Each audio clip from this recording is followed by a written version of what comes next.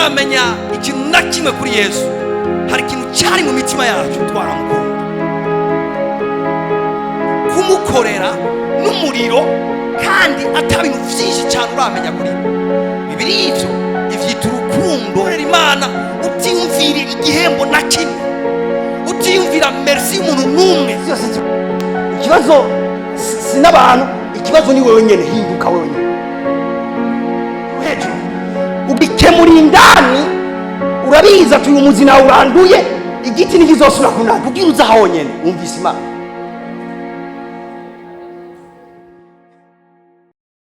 Pastor, sizi ko nobandanya rero mu nyigisho nyezina. Ndafata iminota mikeyi aho yaramba besoin novuga ni general kugira umunsi yitore hama yigishwe ubwenge n'Imana.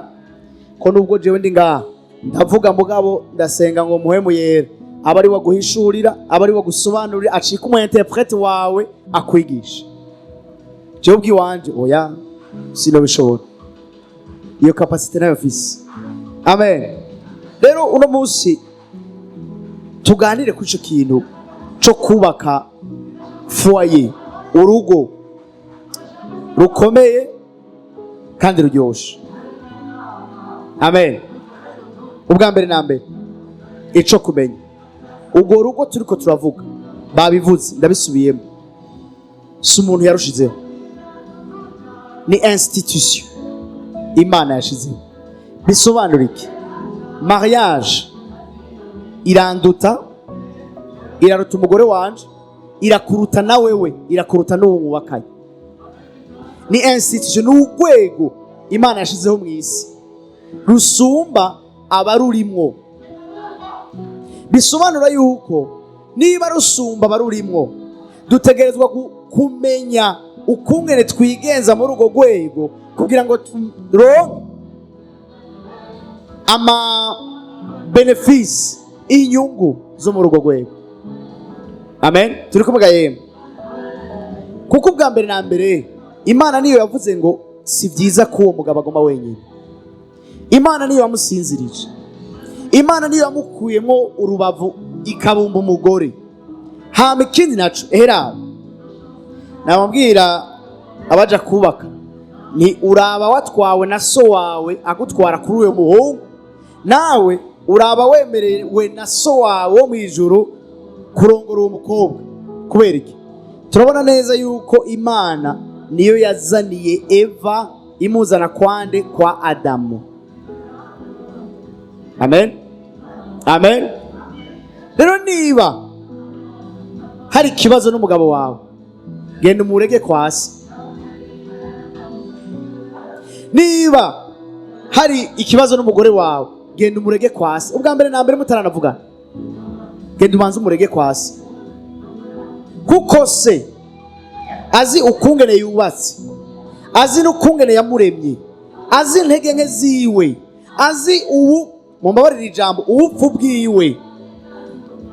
Acaguha n'amajambo yo kumubwira na maniere yo kumwege niyo kuganira kugira ngo ico kiganiro canyu ntikirangire mu ngumu canke kuvana canke gushwana canke gushwanyagaruka ku rugo rwanyu, ariko kize kuvamwo ugukomera ku rugo rwanyu. Amen. Weya turihuta twumva ku mariage ngo ho nimwagira ikibazo nguyo pare na marene muze mubabwire. Hoya bafise ibikorwa byabo, nabo bafise n'ingorane zabo n'ingo zabo. Uwa mbere kubwira niso yagutumye kurongorwa, niso yagutumye kurongora. Genda banze umubwire, umviriza sagesse yiwe, umviriza icyo karavuga. Mbe murazi yuko hari igihe uzogenda gusengera ikibazo cyawe mu muryango, Imana igace kubwira ngo nubwo yagukoreye amakosa genda ubanze umusabe imbabazi. Musi umwe apotre wacu yavuze ijambo rigumye mugabo ryubaka. Yavuze ngo imbabazi ntizisaba ukwiye kuzisaba, ariko zisaba uwazitahuye.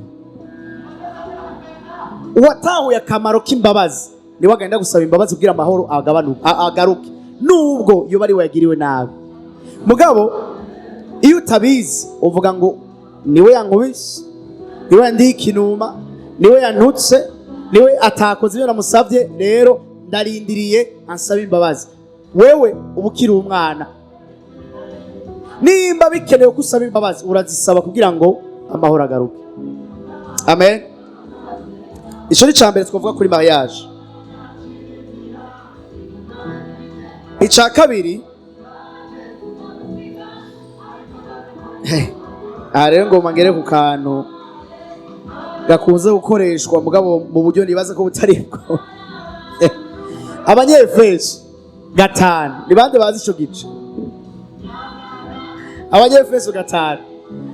Aha rero abadamu bari ngaha hariho bamwe mwumvise rero baratuzaniye ya mirongo, bagore mugamurukire abagabo banyu ngo mwumvise, ariko ndagiye kugusobanurira aya majambo mu buryo utari wigeze kumva kugira ngo ubashe gufashwa.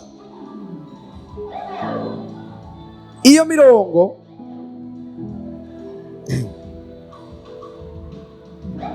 ndinjiye muri ca kibanza c'imwemu rero. Babarire ndiko ndanigana na telefone yanje ndondera. Okay. Reka tuhasome kuko hari igihe twibwira ibitari. Ndababwira Imana ni nziza, si nziza kandi cyane. None uribwira yuko wamufasa uri ngaha yoba yarashizemo umurongo ngaha muri Bibiliya nimba igukunda wo kugucinyitsa, wo kugufata nabi, wo kukwica? Ntibishoboka. Ahubwo twigishijwe nabi, kumbure cyaye twatahuye nabi, niko biri. Reka dusome neza rero. Bagore, ni kuva ku murongo wa 22, Abanyefeso 5. Bagore mugamburukire abagabo banyu nkuko mugamburukira nde? Umwami wacu. Ari kinyegezwa muri uyu murongo, no kuvuga yuko utazoshobora kugamburukira umugabo wawe nkuko bibereye utagamburukira Kristo nkuko bibereye. Simple. Ntuzoshobora kubaha umugabo wawe utubaha Kristo. Rero ibanga riri hehe? Genda wige kubaha Kristo, uzomenya ukungene ubaha umugabo wawe. C'est simple. Iyi sagesse iri simple, kandi uyishize mu ngiro izana ama resultat ateye ubwoba. Mwige ngo mugamburukira abagabo banyu nkuko mugamburukira umwami wacu. Genda wige kugamburukira umwami wawe, uzomenya ko ugamburukira umugabo wawe. Basi ndabereka kaga kazana mu ishengero no munsi. Igituma pastor yavuze ati muri izo ngo 8 kuri 10 hariho iz'abakristo bavuga mu ndimi benshi. Twagiye gufata urugo tugenda kuzubaka nkuko ba data bazubatse, ba mama bazubatse, turusokora mu ishengero, turusokora mu vya Kristo, kandi ahubwo ariko gwategerezwa kubakirwa muri Kristo. Dufata urugo tuja kurukora nkuko abaduhanura kuri YouTube batubwira, nkuko ngo abamenyereye ibyingo batubwira, ariko turukura kwa Yesu, kandi kwa Yesu ariho gwategerezwa kubakirwa. Amen. Barabandanya ngo kuko umugabo ariwe mutwe w'umugore wiwe, nkuko Kristo ariwe mutwe w'ishengero akaba umukiza waryo, niwo mubiri wiwe. Uha mugabo uri ngaha bakubwiye ngo uri umutwe, felicitation. Mugabo bakubwiye ngo uri n'umucunguzi w'urugo rwawe. Umucunguzi agira iki? Arapfa mu gishingo cabo yigura canke arongoye. Bene majambo, wewe urongoye urugo, tes intérêts ziza inyuma y'aburongoye. Umugani bavuze mu Kirundi ngo amazi make ahebegwa iki? Muri Abarundi amazi make ahebegwa imfizi. Ujya mugani c'est pas biblique, c'est pas biblique na gato. Kuko kera injya ziryoshe babanza guha umugabo, ibintu byose bimeze neza babanza guha umugabo, ariko uburongozi bwa Kristo Yesu bukubwira ngo banza wisakrifye kuba urongoye wowe ushikirwa ubwa nyuma. Murazi sagesse iri mu ijambo ry'Imana ifatiye ku cyo no kwita pyramide inverse icuritse cyangwa triangle icuritse. Umurongozi hariya hejuru ku isonga niwe aza gukorera abandi. Mwisi si uko biri. Umurongozi ari ku isonga yicaye ku bandi, akorerwa n'abandi, agaburirwa n'abandi, siko biri. Ariko mu bwami bw'Imana umurongozi ku isonga acamanuka akaja gukorera abandi, agasutena abandi. N'urugo rurimo success n'umunezero rutegezwa kubamo umugabo yatahuye yuko ari we soutien fondation y'urugo rwiwe, wewe yiheba kugira ngo aba mu rugo rwiwe babeho neza. Ubwo nibwo burongozi bwo ibiri tubwiye. Byabenze byo kuvuga ngo utampaye sidaguha, ibyo ntibiriho. Wowe utanga byose, hama nawe umutwe wawe ari we Kristo akaguha byose nawe. Amen. Ego umugabo niyoshobora kwisakrifya nawe ataravye uwisakrifye kubwibikunda. Uwanze amaso Yesu urashobora gusutira umuryango wawe, urashobora kwisakrifya kubw'abana bawe, kubw'umugore wawe, kubw'urugo rwawe. Mugabo udahanze amaso Yesu ntibikunda, kuko hacaza umushaha wawe utangura kuvuga ngo hama nanje, hama nanje, hama nanje. Kigisomwa muraza kukibandanya, ariko ngoma nkuremo ama principe amwe kugira ngo nditware umwanya muremure. Iya mbere yariyo Imana yashatse hierarchie muri foyer. Nimwasoma iyo mirongo ushika kuri 33 muraza ko iyo hierarchie ko bavuga ngo Kristo n'umutwe w'umugabo, umugabo n'umutwe w'umugore. Ntuvuge ngo ndumutwe nta kindi hejuru yawe hari Kristo. Urafise nawe uwo wubaha, ukura ko les instructions cyangwa amategeko, ukura ko ico usabwa mu rugo rwawe. Tu n'auras jamais du succès, nuzo kwigera uba successful mu rugo rwawe utubaha Imana, jamais. Nuzo kwigera ushobora gukunda umugore wawe neza akumva nezerewe udakunda Yesu ubwa mbere, ntibikunda. Yesu ndabereke dutemoyage jewe hari amakado nahaye madamu, wewe wazingoneje jewe nayamuhaye. Mugabo hari umuntu yari yandemereye mu mutima ati we urahumba iki kintu kigura. Kubera iki? Kuko nize kumwubaha, nawe acavuga ati buriya ari ikintu kitameze neza mu rugo rwawe, genda ugitunganye. Hariho iminsi abagenzi barampamagaye, abakozi b'Imana, sintarambira mu bandi atari abakozi b'Imana. Mugabo natwe tugira uburyo duterama, pastor arabizi. Hari igihe duterama nyene tukaganira, kandi n'ubusabane nyene turangiza tuvuga ngo benshi bazokizwe ejo kubera twasangiye, kandi nivyo niko byamba bigenda. Ariko uyo munsi ndibukana ari kuri iryo barabara Route Rumonge, twe tuba mu Kibenga. Nari ndenganye niba ntihenze ijya station KCO, hama tuvugana ku telefone n'abagenzi banje abavukanye muri Kristo. Hene dusangira ibiyeri oya, nta mevinyu dusangira ifana n'agashitwa kabonetse tukagasangira n'akarobe. Mugabo ico gihe barandirebura bati buriya rero twebwe twicaranye n'abanaka ushatse uhaca ukadutemberera tukaganira, kuko umengo yari nka vendredi sinibuka. Mugabo bwacu atakazi gahari, ndavuga nti ndaje nanje ndahaciye.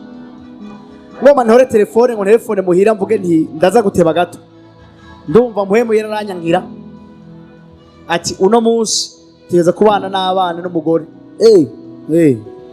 agerageza kunegosiya mugabo biranka ati wapi wowe n'umunsi bamuhira nakoze iki nize kumvira kandi mentalite ya wewe mugabo nk'ukuri umwami n'umuhizi sibyo umwami n'ingwanyi umwami n'umusirikare imbere y'umwami wawe nawe wowe uri umwami mu rugo rwawe mugabo urafise umwami asumba bose imbere y'umwami wawe nawe utegerezwa kuba nk'umusirikare avuga ati Yesu rero nk'uko nanjye nabitoje ndavuga nti nta kibazo nyakubahwa ariko ubishaka niko bikogwa ndashije ntora telefone ni buriya rero bagabo hariho akayirijanse kabyutse rero mwebwe nimubandanye murabigira munyibuka jewe ndatashe ni wabikora neza ukamumvira neza hariho iminsi atazokwemerera yuko uja ahandi akwira taha muhira bamuhira hari abakozi bacane ngo none ngo je gukora iki igikorwa nikijya nyene kuguma muhira ubona ibyaho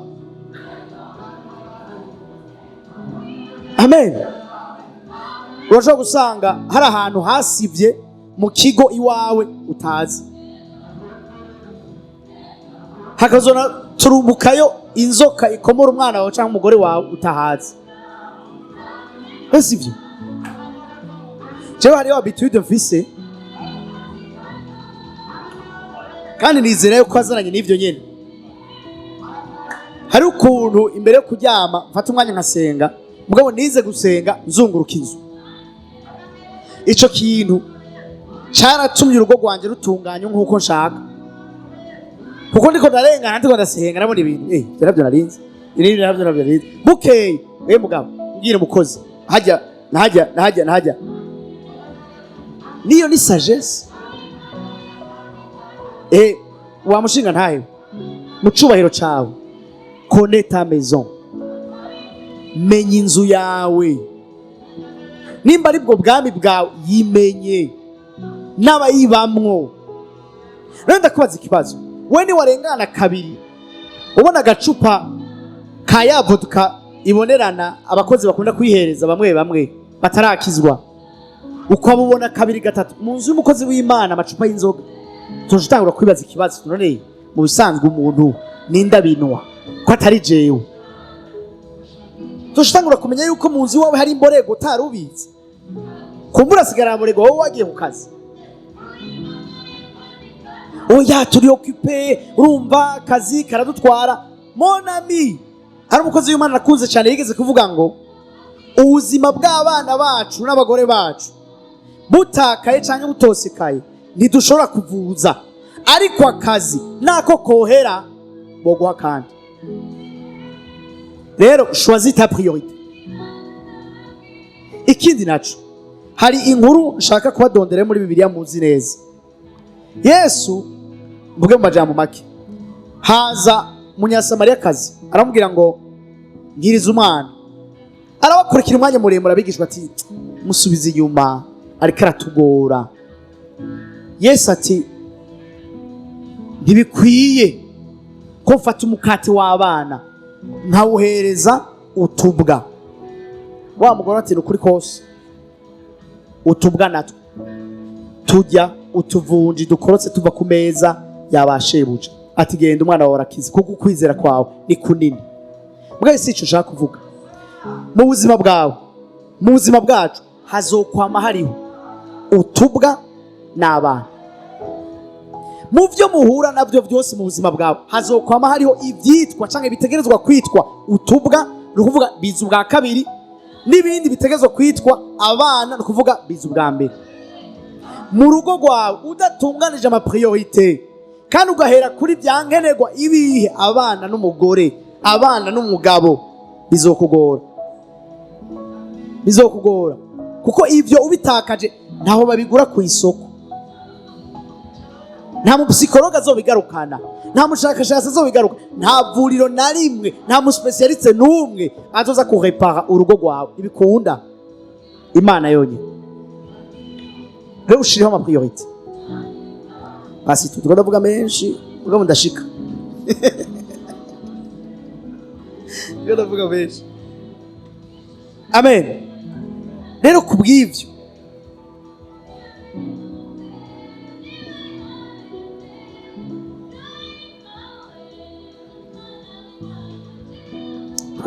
gerageza sintakaza umurongo kugira ngo simave ndabaremera.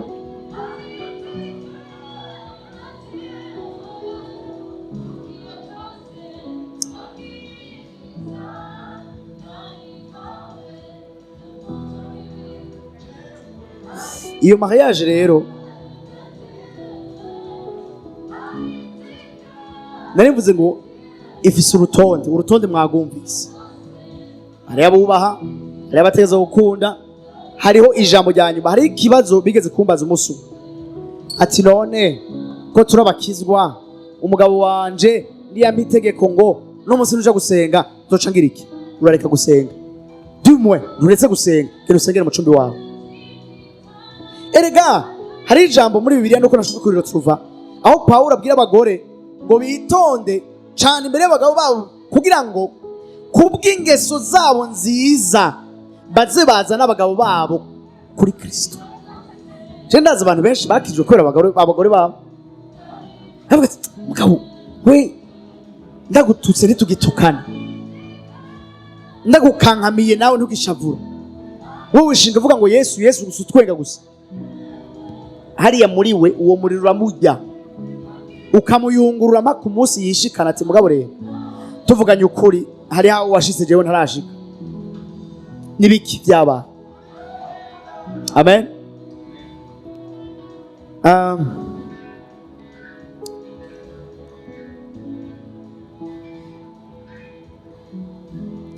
Kubera iki rero navuze nti ujya murongo ndaza kuwusobanura. Bagore mwubahe abagabo banyu cyangwa mugamburukira abagabo banyu, nirwo rutonde Imana yashizeho. Ariko get this, niba ariko rutonde Imana yashizeho, nirwo rutonde isi impwemu ikorerako.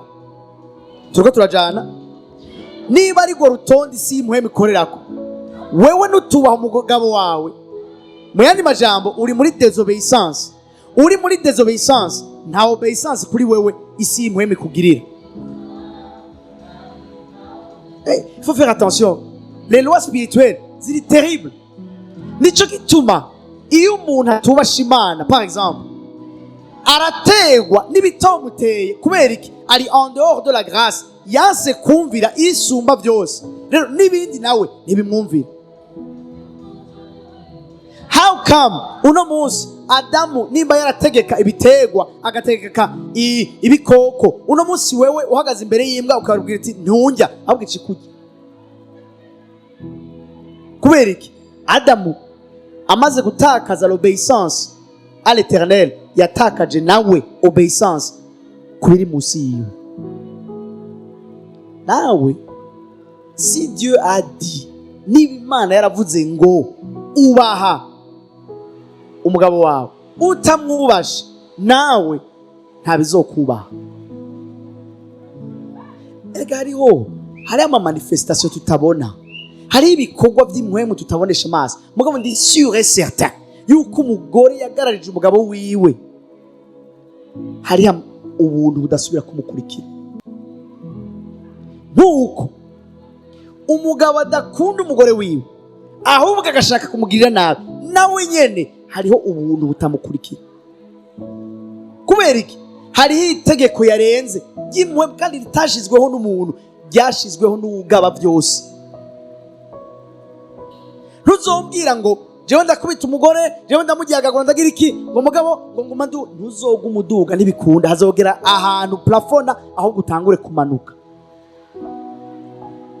Icambere, iyo abantu bamenye ku maltraite umugore wawe par exemple, hariho urwego bigeze ko banagutaramura mu bantu, nta jambo bugifise, baca bakwita mu kirundi ciza umugabo niryo. Urakantu gato ugwana n'umugore gute? Dukwiye kutwicaramo. Mu bisanzwe si bo bagutaramuye, hariho ikirere wategezwa kudegaja c'icubahiro kitaba kikiri kuri wewe. Murazi les interactions tugirana n'abantu, mu bisanzwe nuko tutabishira ku mutima, musanzwe ziri spirituel kurusha uko ziri physique. Basora ashobora kuza kanjira impande nkumva ndanezerewe, nkumva nyene ikirere ciza. Hakaza uwundi muntu akanyicara impande, nkumva wano no hava. None kubera iki? Ntanutse, ntambwiye nabi, ntacakoze gituma ngenda. No, mon esprit, impwemu yiwanje nica ariko aratwara canke ico wewe wazanye ibipatana ntibihura. Impwemu yiwanje kivuga ati batugende ahantu si heza. Amen, amen. Rero ayo mabwirizwa genda uyasome, genda uyubahirize nk'uko wubahiriza ngo ntiwice, ntusambane, ntubeshe. Kubera iki? Ça fait partie de la même loi spirituelle twahawe n'Imana. Nta kuntu wavuga ngo gukunda umugore wawe wategetswe n'Imana ugisokoye mu mategeko y'Imana ngo ugiye gukurikiza ayandi. C'est faux, tu es faux. Ivyo ukunda nta kuntu kubaha umugabo wawe wogisokoramwo mu yandi yose Imana yatanze ukavuga ngo iki ngo oya, ngo mugabo ibindi byose ego. Bemwazi k'Abanyisirayeli bari bafite icagezwe kivuga ngo uzorenga itegeko rimwe muri amwe 613 en tout cas c'était plus de 600 azoba arenze kuri yose. Ico nikirahinduka gusa ntituhanigwaho, mugabo hariho ubuntu buca bukuvako. Amen, amen. Hariho ineza uzogirira umugore wawe Imana ubwayo ikayiguhembera. Hariho ineza uzogirira umugabo wawe Imana ubwayo ikayiguhembera. Amen, amen. Pastor avuga ngo nivuze mugabo nawe nyene nzoba ndamuvuze. Na cane wewe ufise umugabo afitana igiko kumwe n'Imana. Amen, amen. Kuko kwitambika mu nzira y'umugabo wawe witambitse mu nzira y'igikorwa c'Imana, ariko gushigikira umugabo wawe uzobushigikira igikorwa c'Imana. Umva uzohembwa double. Amen. Njo gituma badamu muri ngaha sunikira abagabo banyu gusenga. Bagabo muri ngaha jana abagore banyu gusenga, basunikire kumenya Imana cyane, kuko ishengero rya mbere dufise riri mu nzu. Amen. Ndiko darangitse. Mariage mu bisanzwe yategezwa kuba ikibanza cyo kugaragazwa kubwiza bw'Imana. Amen, amen. Aheburayo 13:4 bavuga ngo ubugeni bwubahwe na bose, kandi uburiri bw'abubatse buzire nkoresha amajambo yanje, buzire igihumanya cyose. Que le mariage soit honoré de tous. Mugabo abo tous bavuga abambere bategezwa kubaha no kubahiriza ubugeni. Mwebwe mu burimwo, twebwe tuburimwo, nitwe tutegeza kubahisha ubwo bugeni bwacu. Kubwubahisha no kuvuga iki? No kuvuga yuko nufata minenego urugo rwawe, nufata minenego wo mwubakanye. Suko wamushikanye mu nzu ngo byose birarangiye oya. Suko wamuronse uwo mugabo ngo urumva ngo nta kindi nsabwa gukora oya. Haracariho ibikorwa, haracariho kurimira no kubagarira ugo rugo rwanyu. Ikindi naco ntufata minenegwe, urana mu igisagara nyine n'igisagara kabisa. Ntushobora gukinisha umugore w'abandi oya. Ntushobora, hari amablage udashobora gutera umugore w'abandi cyangwa umugabo w'abandi. Hari indamukanyo udashobora kuramutsa umugore w'abandi cyangwa umugabo w'abandi, iri réservé kuwawe. Hari amakommentaire ubonye umuntu yambaye neza ugaca wandika poème utarigera wandikira umugore wawe, shame on you. Nakaga kuri wewe, uri umutraitre, urahemutse, uhagararanye n'umugenzi wawe mubonye umugabo arenganye n'ikiduga ciza kandi asa neza, muciye mumuvuga iminota 30. Mwabagore mwe, shame on you. Iyo Bibiri ivuze ngo honore, honore no kuvuga gushira mu kibanza c'iteka,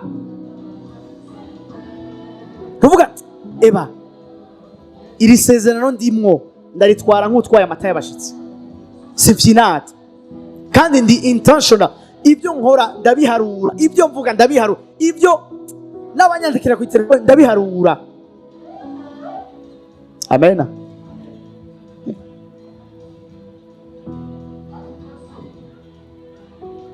Hama ikindi naco, aka ni umuvyeyi wanje yakanyigishije kandi numvise, ariko namwe reka ndakabigisha. Muri uko kubahisha uburiri bw'abubatse n'ubugeni bwanyu, nimba bishoboka icumba canyu nicugagwe, hinjireyo mwebwe gusa n'abana banyu.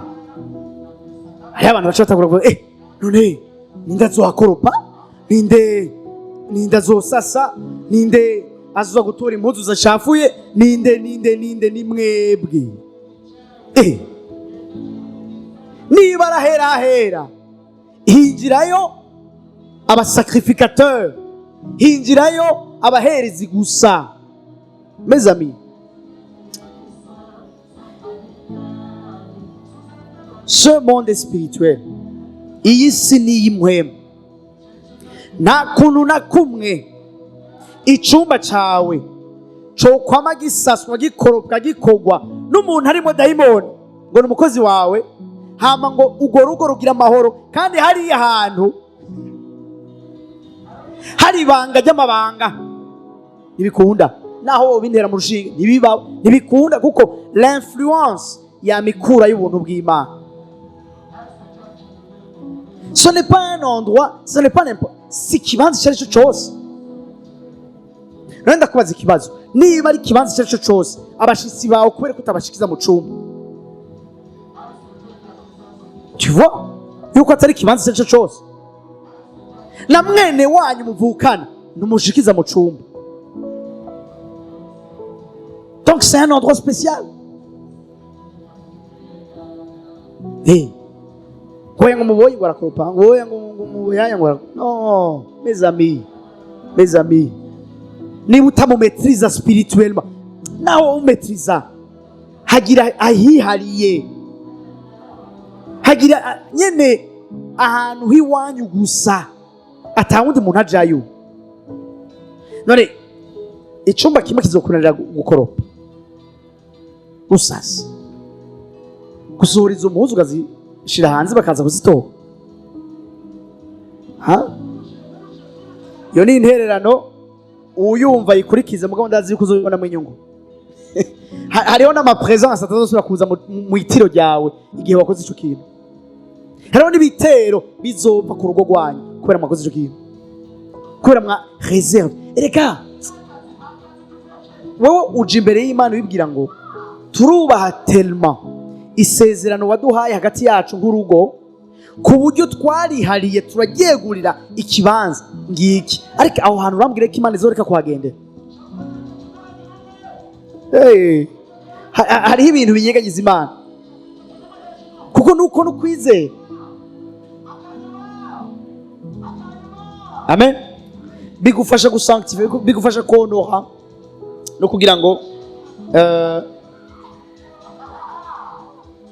ubwo rugo rwanyu rwubaho. Ikindi nashaka kuvuga nuko inzu yanyu Imana iravuga muri Yesaya 56 ku murongo w'indwi, iriko iravuga abanyamahanga kungene nabo nibubaha Imana izobaha ishamvu kandi izobagirira neza. Icavuga ikintu gikomeye ngo inzu yanje izokwitwa inzu y'amasengesho. Bagenzi, dushaka ingo zikomeye kandi ziryoshe. Izo ngo zirakeneye territoire zikoreramwo, zikuriramwo, zagukiramwo, zibamwo. Ni hehe? Ni mu mago yacu. Reka urwo rugo, reka iyo nzu yitwe inzu y'amasengesho, inzu yuzuye ubwiza bw'Imana. Ico naco nikiva kuza uragikorera. amen. Gira umunsi musengera iwanyu, umunsi w'amasengesho mu nzu. Niba amaserire domezo serire ibera iwanyu, Imana ishimwe. Niba itabera iwanyu, shiraho serire yanyu mu nzu. Ntimukijijwe, shiraho serire yanyu mu nzu. Niba ufise umugabo adakijijwe cyangwa umugore adakijijwe, naho nyene ni uvuga uti jewe uwo munsi nzoba ndiko ndasengera muri saro. Bukebuke bazote bagohojwanya, kubera ukwega si twebwe n'ubwiza bw'Imana. Umunsi umwe niba ufise uwo mubakanye adakijijwe, uzora kurasenga muri saro usengera suje kana kimwe interesa, azabona Imana yamukoreye igitangaza byakunze. Shavuga ati wa mugore wanje bwa mundi byavuga nivyo. Hari uburyo bwinshi bwo gushinga intahe. None urambwira gute yuko ushobora kuba mu nzu wowe wamufase uri ngaha, umukozi wawe bamubwiye ngo urakijijwe, aca simba sa burya muntu arakijijwe? Ntibikunda, ntashobora kuba akijijwe. Kubera iki? Waramumaze, waramuriye umutima no kumubwira, urumva amajambo nyene yayandi adashobotse. Bagenzi, intahe ya mbere ni hehe? Mu nzu. Reka bimenyekane yuko ari mu nzu ku mukozi w'Imana, mu nzu y'abakizwa, mu nzu y'abantu bubaha Imana. Urugo rwanyu ruhe territoire. Imana yishakiye ihanga ikiriha territoire. Nawe ushaka urugo rukomeye ruryoshe kandi rumeze neza guzuye Imana, ruhe territoire, akarere rukoreramwo. Kana akarere ukasengere buri munsi, ugakikuza amasengesho, ugatwikiriza amasengesho, n'abakarimwo bose bamenye yuko bari mu bwiza bati aha muri ni mu nzu y'Imana. Ndabereka urumva abahungu bivugiriza umuziki ko bashatse. Satani arazi ukungene afata uburere ku nguvu. Mu Burundi murigera mwumva ahantu harakabari havuze umuziki buhoro? Mwibaze yuko ari ibintu abantu bishizemo? No, c'est une inspiration kugira ngo aho bari haguma ikirere bashaka ko kihaba. Nawe reka aho hantu mu nzu wawe, mu rugo iwawe, haba ikirere Imana ishaka yuko kihaba ku nguvu. Oya mukozi wanje ni mukatolika, oya mukozi wanje ni mu musulman. Ni mu nzu wawe, si mu nzu we. Numuhata kuza gusenga, mugabo yanka yakunda, azokumva uri kurasenga kandi azokumva watura Yesu, azokumva uhamagara umuriro, azokumva uhamagara Mpwemu Yera, azokumva ivy'Imana uri kuravuga, azovyumva umusengera mu izina. Cy'abakozi banje bose ndabasengera mu izina misi yose. Kandi ari ikintu nabonye, uwo wese muri bo atashatse kwifatanya n'Impwemu iganje muhira, Mpwemu Yera, ariko akanigana, ntihamaze akanya, we nyene ubwiwe yaciye yisabira kugenda. L'homme spirituel, uwo muntu adashaka gukiza, adashaka Imana, ariko aranigana n'Imana mu mutima we, ntazoguma mu nzu wawe hari ubwiza bw'Imana. Ntibikunda. Urumva ngo bazanye umukozi wama washasigaye yisha umwana. Mbabarira, mu gihe duhagaze neza mu mago yacu ivyo ntibikunda. Urumva batevye kumuhemba, wacashira akabebe muri frigo. Ayo n'amayisitwara twumvise kandi yabaye. Ivyo nimba duhagaze neza mu mago yacu, tugashikama, tugahamagara ubwiza bw'Imana bukaganza, bukahaguma, bukahateba, ivyo ntibizoba mu mago yacu. Amen, amen. Wow. Noneho rero nagiye muri predication.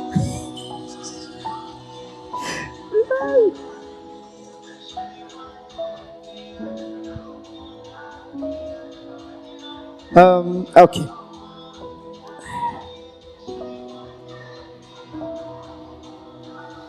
Okay, reka duse n'abarangiza, ariko ndagiriza kuri iki kintu. Abikorino ba mbere igice c'indwi kuva ku murongo wa mbere gushika ku murongo wa 5. Hariho kumbura bari bibaje ati iki sinakivuze ariko nico cyo kuvugwa ni amabanga mpuzabitsina abera muri ca cumba twavuga. Bagenzi, aya mabanga arashobora kubaka urugo canke akarusambura. Kuko mu vyo ndahera ku vy'abagabo bakenera ni ikintu gihambaye cyane ku mugabo. Ubutari dako wamvugurutse ariko ndazi ko atari byo. Amabanga mpuzabitsina, les relations sexuelles sont très importants pour l'homme. Ni ikintu kiri muri we, ni besoin iri muri we, kandi mutuma amererwa neza. Nico gituma ndabasomera ahantu kugira mwumve ko atari je ndiko ndavuga, ari Bibiliya. Ubwo turabakizwa n'ivyo kandi turakijijwe koko, ariko hari igihe usanga Satani yatwitije agashaka gusambura ingo zacu kubera kutamenya ibiri mu ijambo ry'Imana. Era Abikorino ba mbere ku murongo ba mbere igice c'indwi ku murongo wa mbere ngo ariko kuvyo mwanyandikiye iciza uko izina muhungu atohuye n'icitwa umukobwa. Uwo ni Paulo ariko aravuga, kuko murazi gatigeze arongora. Ariko mva kubwo kwirinda gushakana canke ubushakanyi, umugabo wese agira uwiwe mugore n'umugore wese agira uwiwe mugabo. Umugabo mva ahe umugore wiwe ibyo akwiye, kandi umugore nawe abigenze atyo ku mugabo wiwe. Kuko umugore, umviriza neza, ataganza umubiri wiwe ariko uganzwa n'umugabo, kandi umugabo nawe ntaganza umubiri wiwe ariko uganzwa n'umugore.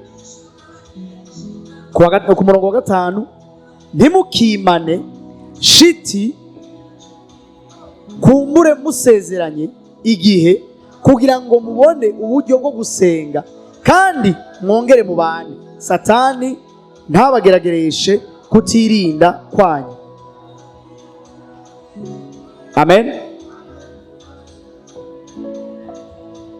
Imanza nyinshi ziri mu masentare ngo abantu bashaka kudivorce, ngo umugabo ntankunda, umugabo ntanyambika, umugore aransuzugura, umugore yarantutse. Akenshi umuzi uri mu cumba, baravyambika umubiri bakashyira ko amatiti kugira ngo ntibamaramare mu bantu. Mugabo umuzi wahereye hariya.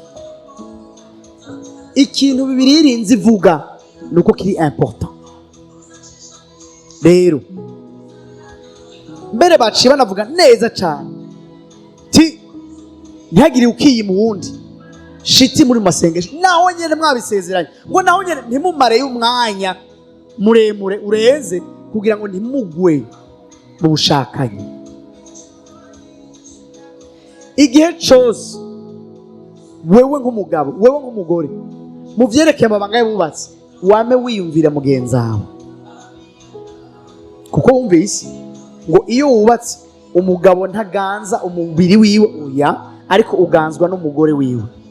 Umugore wiwe nawe ntaganza umubiri wiwe ariko uganzwa n'umugabo wiwe. Rero bagabo, ego Bibiliya yitubwiye, ariko kugira ngo twevite amashavu nibi kutamererwa neza ataho bivuye, ni mu biganire n'uwo mubakanye. Kuko iyo mumaze kubaka niwe wemerewe, ce n'est plus un tabou, nta kinyegezwa kiba kikirimo, ni mu bivugana. Bibiliya yavuze ati muja mu masengesho mu bivugana. Nimuvuga uti je mfashe 3 jours sec ntundondere, ni mu masengesho mwabivuganye sawa.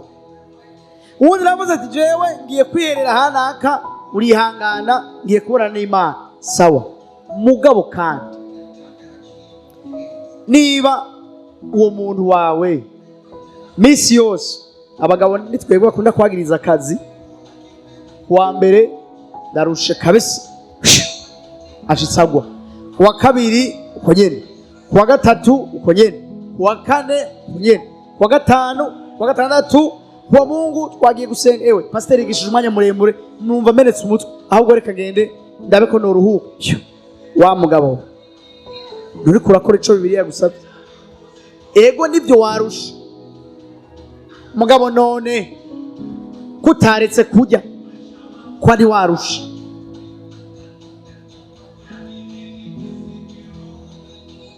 Ndavyumva ko umuntu aruha mugabo, wumve yuko mu nshingano z'urugo ico kintu gitegereza kugira ikibanza gikomeye, kuko niyo nagira ngo rishike Kinyarwanda ku ndunduro no niyo fulfillment canke ukunengesera k'ubusabane bwanyu kubera mu mabanga mpuzabitsina.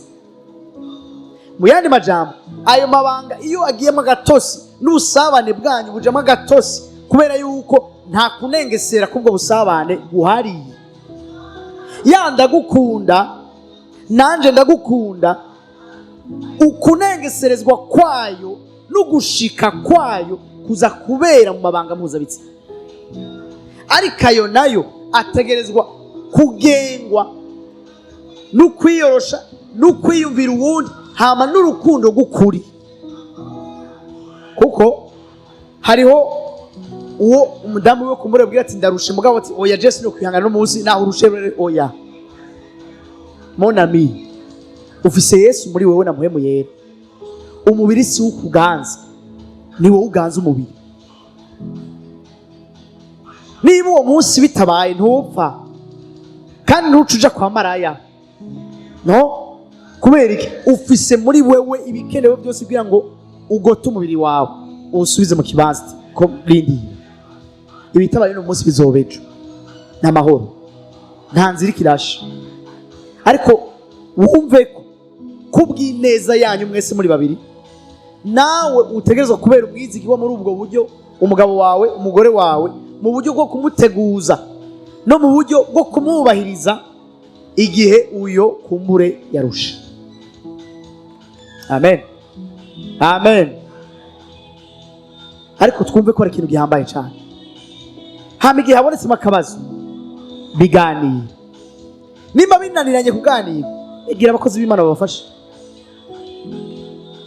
Ariko ntiribe ryabanga mugaranira mu cumba rikabica, mugahera tukababura mu ishengero, mukava mugakiza kubera ibintu vyayangaye hari. Bivuge tubafasha, kuko pasiteri arabizi. Bibiliya ivuga ngo turiho nk'abazoba bazwi. Kuvuga yuko jewe ukaza kundaba nkaguhemukira nka kwandagaza, wowe urihorera. Hariho umuntu hariya wampaye akazi, azomenya icyo nkorera. Rero ushatse kuvuga iki? Ntutinye nimba byanse rwose kubiganiriza abakozi b'Imana cyangwa abakujejwe, kugira ngo ako gatosi kari mu busabane bwanyu bwa cane kahave, kuko hari ahantu harakomeye rwose. Hama mwevite, ndazi ko mutabikora. Tuko ndavuga abo muri Afghanistan bazoraba ikiganiro kumbura. Ibanga ry'urugo nirisohoka, kiretse rigiye aho nyene ryagenewe kuja nimba ari ku mukozi w'Imana, mugabo ahandi hose rishoboka. Uwo muntu azoza kubaza ngo wowe bimeze gute, bimeze gute biki? Kezi yakomenya ibanga, aza kumenya mu cumbi wawe bigenze gute. Oya ngo urumva ngo kubera ngo nashaka ngo nanje ngo mpanure. Oya sinkeneye no kumenya ibyi wawe, erubwiye pastori wawe. Ntumufashe kumena ibanga. Amen, amen, amen. Akanyuma arangije pastor, arangije.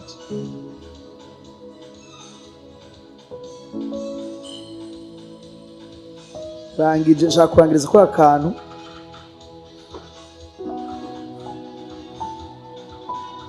Ibindi baza ko twabivuze kandi musanzwe muvyigishwa cyane, kubera kuri marezo sosio birahari, maradiyo birahari, mu bitabo birahari, kuganira byose, kuvugana byose, guha umwanya wo kumviriza uwundi, ibyo ndazi ko mubikora kuko musanzwe mubizi kandi musanzwe ngira ngo mwarabitojejwe. Rero jewe ndibaza ko ndabandageza ico ntavuze ngira ngo pastor azo amashi menshi ku mwigisha wacu, amashi menshi cyane, amashi menshi cyane. Pastor urakoze cyane, urakoze cyane, turagushimiye. Mbere hari ikintu mwakiriye? Hari ikintu mwakiriye gahemu? Imana ihabwe icubahiro. Nari numva umenga yari kubandanya araryoshe mu majambo ariko aratubwira, antuka urumva ko ariko aratanga ubuzima bwiwe. Pastor, merci beaucoup. Nagomba tuje direct mu wundi mwanya. Mwumvise inyigisho ariko araduha, kubushobora kuba wagize ikibazo kuri inyigisho. Ni uburyo bumwe n'ikibazo cyawe gishobora kuba gihagaze kuri inyigisho yaje kuduha. Uburyo bwa kabiri gishobora kuba ari ikibazo cy'abandi bantu uzi mugabo ukeneye kumenya inyishu yacu, cyangwa nawe gishobora kuba ari ikibazo cy'iwanyu muri couple yanyu ukeneye kumenyamwo umuco, cyangwa naho ni ikibazo rusange ushoboye kubariza undi wese ari hano hantu. Ni ijambo rimwe.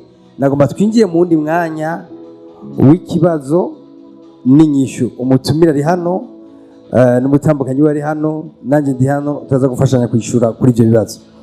Rero nagomba mugabo ngire kadrage y'ibibazo byacu, ntitubaze ibibazo byose. Nagomba tubaze mu madomene nk'atatu y'urugo.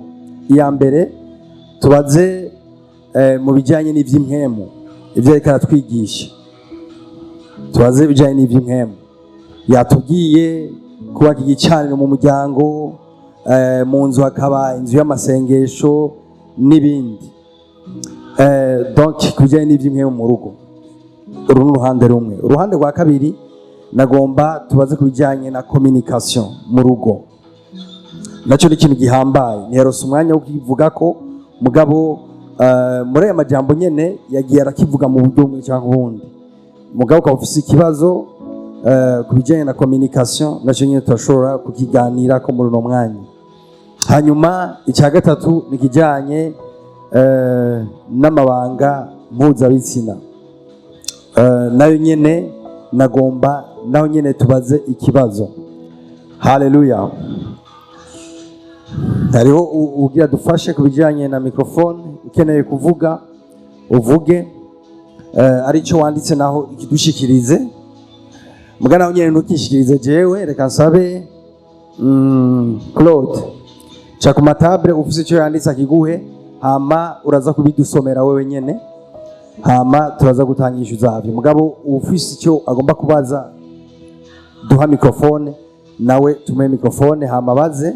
Ushobora kwibariza, ushobora kubariza abandi, ushobora no kubaza kugira ngo dushishikare gutahura. Mu bintu nk'ibi rero, ibintu by'amasoni ntibiba birimo. Ibintu by'amasoni biba birimo. Abana bose twabasize muhira, n'ababakirisu ntibari hano. Turi mu bantu bakuze, dushobora kuvugana ibintu by'abantu bakuze kandi tukabiganirako, kandi aya mabanga akaguma hagati yacu. Ndabonye rero mwene data umwe Saltier afise ikibazo, nibaza ko ari cyavu abariza hejuru. Imana ishimwe cyane.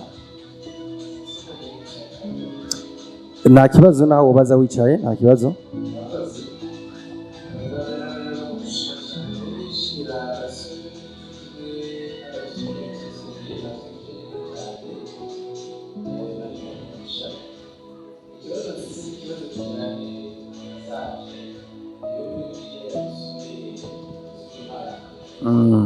iri mu cete ca mbere Pawulo yandikisha ishengero ry'i Korinto, ibice indwi. Twasomye kuva ku murongo wa mbere gushika ku wa gatanu. Asome. Aho nshaka kuvuga rero ni ku murongo ukurikiraho wa gatandatu n'indwi n'umunani. Ndashaka ndashaka kuwutahura niba ari jewe ntabitahura neza nsoma utariko mugabo ndagomba umuco mwinshi cyane kuri ico kintu kubera ari gihe tuba twe turagira deba n'abantu ugasanga nta bumenyi bukwiye ndabifise ko nkabura ikintu ushobora kwishura. Rero Paulo yandika iki cete ari uhereye kuri umurongo wa 6 aho nari mvuze yavuze ngo ariko mvuze ivyo ari ukwemerana si vyagezwe mbagerera ngo nagomba ko abantu bose bomera nkanje ngo ariko umuntu wese afise ingabire yiwe ahawe n'Imana umwe ukwiwe uwundi ukwiwe. Umurongo w'8 mpereje ko avuga ngo abatararongorana bo n'abapfakazi ndababwira yuko iciza kuri bo ari uko bogumya kumera nkanje. Paulo ntibeshe n'umwigisha yabigarutse ko yavuze ko mego ntiyubatse umunezero nyene umunezero w'umugabo n'umugore azi rero aka kantu yavuze ngo abatararongorana canke abapfakazi ngo iciza nuko bomera nkawe. Mugabo muri iki cigwa umwigisha yatubwiye yuko mariage est une institution divine. N'ugwego ni ikintu kandi twemera neza ko catangujwe n'Imana. Mugabo Paulo aguma avuga ngo abantu bose bomera nkanje. Mbega ibi bintu none yavuze ariko contrary umugambi w'Imana niwe yari kabivuga nkawe canke ni Imana yari mubariye kuvuga canke nuko atarazi ubwo buryohe bw'urugo babivuze gutyo murakoze. Navyo nyine birashika. Reka twumvize utumire wacu ikibazo ciza cyane murumva ko ibiro nivyo shaka ko mu isokorora mu byo mufise mu mutima mukabivuga yego kaze cyane pasteur mari gwezegeye cyane alors so kuvuga ko Paulo ndabakaruro kari hafi cyane jewe ningahe imbere yanyu jewe ndubatse nzokwiza 10 ans de mariage muri juillet le 11 juillet dufise abana bane ariko ngahe imbere yanje ndavye ndabona abantu bansumba mugabo no munsi ivyo nigishije bakuyemo ubwenge batari bazi none bwavuye kuri jewe na experience mfise mu rugo oya bwavuye kuri muhemu yera.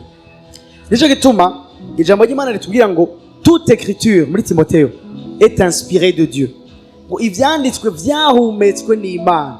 Aya majambo dusoma muri Bibiliya naho wumva ngo ni naka yavuze ego ni naka yavuze mugabo icanditswe carahumetswe cyararinzwe candikwa nuko muhemu yera avuga ati yes iki ndagishingira intare.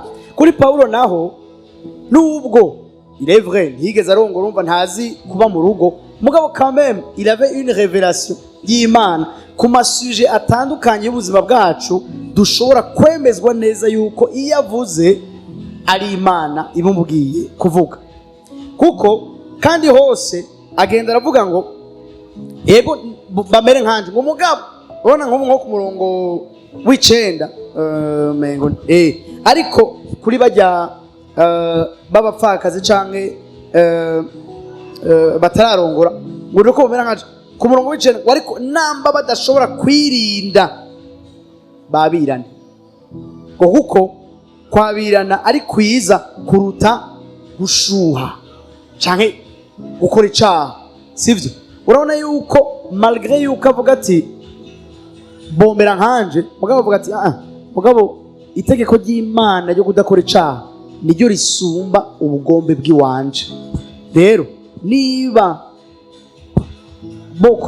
bohengamira mu gukora icaha canke borisika gukora icaha nibafume bagira mariage hama kandi ntiyopoje ku mugambi w'Imana oya parce que Imana yaraguhaye le libre arbitre.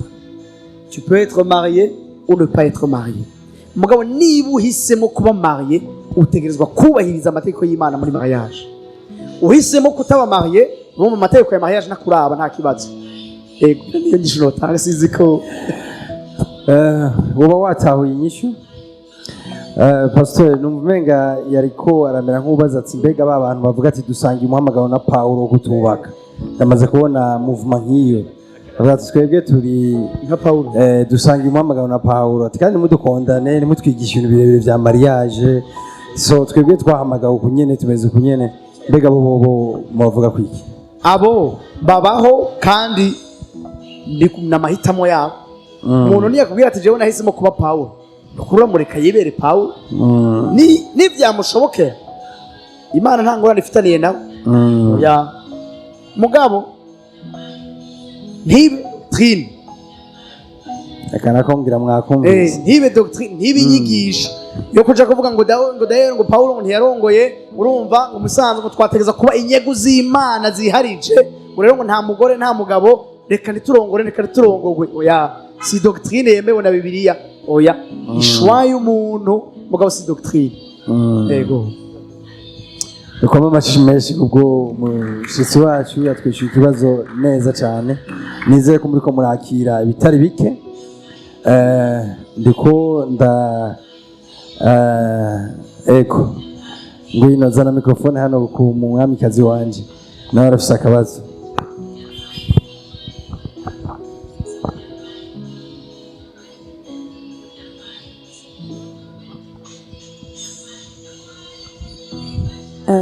Imana ishimwe amen narifise utubazo tubiri nashaka muduhe ku muco dukunze guhura natwo akambere nashaka mama pastor aze kukadufasha numve iciyumviro ciwe umudamu kenshi mu rugo cyane cyane muri generation turimwo usanga kenshi iyo umukobwa n'umuhungu iyo bimariye sinzi ko ari iby'Ibujumbura usanga muranyumva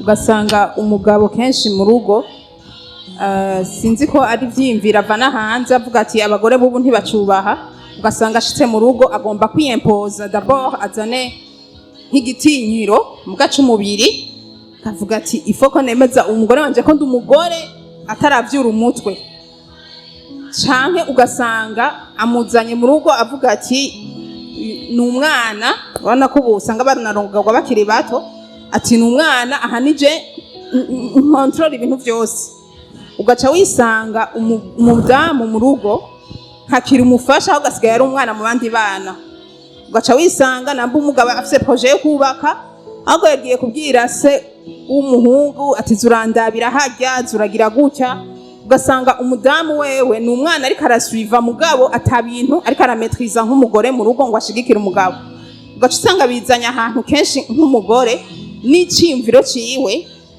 nta valeur gihabwa nta poids gihabwa ugaca usanga umudamu nyene aciye atangura kumva yuko ntiyakiriwe muri urwo rugo nta valeur hahawe ahubwo rikihabwa abo hanze gusumbawe muri ico gihe nk'umugore imbere y'umugabo wawe ushaka kuguma umwubaha kameme dukijijwe eske yo cyayifata gute oliye yo kurira oliye yo kuja kubivuga hanze eske nk'umudamu uwo kwafronta uwo mugabo gute kugira umuzana ahantu wumva yuko amenya kuri umupartenaire wiwe utari umwana yaje kurera ikibazo ca kabiri ngira kiratahuritswe ikibazo ca kabiri nashaka cenda kibaza pasteur ntimwakivuze ko mugana yishaka kukironka k'umuco naco ikintu kijanye na gestion des finances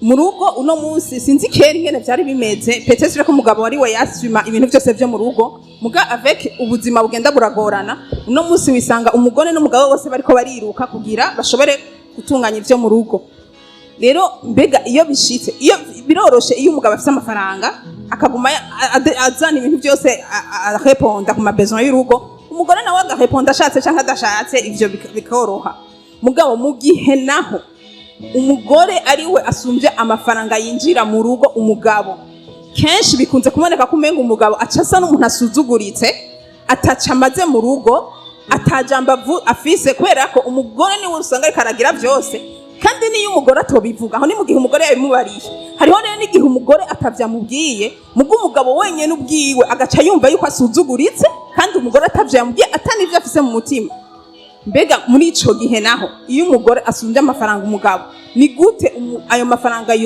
yokora ku neza y'urugo sans toutefois ko umugabo yumva ari sous-estime kandi n'umugore akumva ari à l'aise. Murakoze.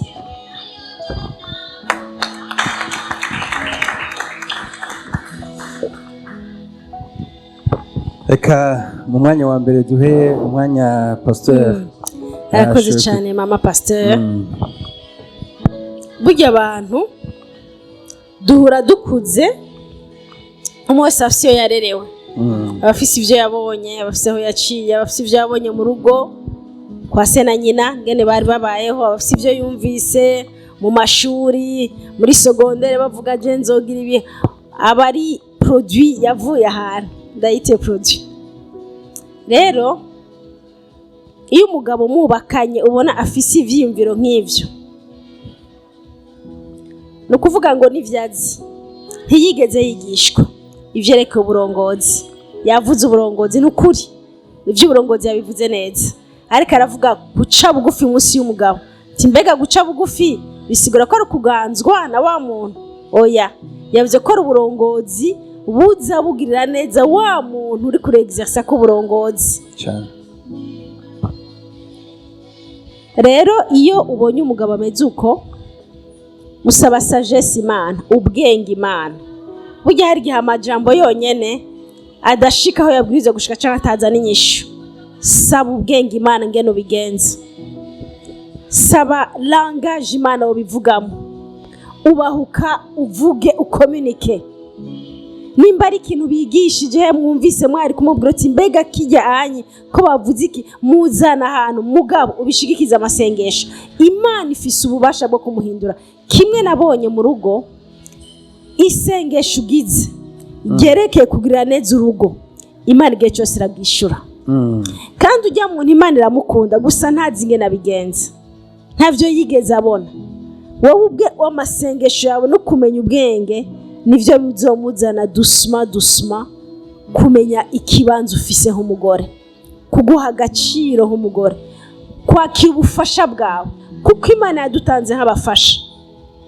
Bisigura ko hari ahantu umugabo ubwiwe atishobotse, ariko iyo kenshi ni mentalite mu Burundi, kandi n'akantu kari mu bagabo n'abakijijwe ako ko gukora ibintu ati ngure parcelle hajya ngende ngira ibintu investisse ngaha. Burya kenshi abagabo ntibagisha inama abagore, niko baremwe, ni kakantu mugabo ubwiza kwiranje ngene uba présente mu buzima bw'umugabo wawe, kugira ngo vyose mu vyubaka ubwiza ko wa mugore w'ubwenge, kugira ngo asange uri incontournable mu buzima bwiwe, sange vyose mubisangiye, vyose mubivugana. Nago n'urugamba ubwiza kuba determine, ukamenya icyo ushaka kijanye n'icyo Imana yagushiriyeho. Ntiwirande, kenshi haba kwiranda avuga aho navugiye na uri kumwe n'Imana, ni wowe uri mukuri, wewe wafise intege nke, ariko izo ntege nke warazibonye ukavuga ati izi ntege nke twe n'Imana tubwiriza kuzikemura. Rero ubu umuntu ashishikara usaba ubwenge Imana, usenge, kandi uba umugore amuba ubwenge.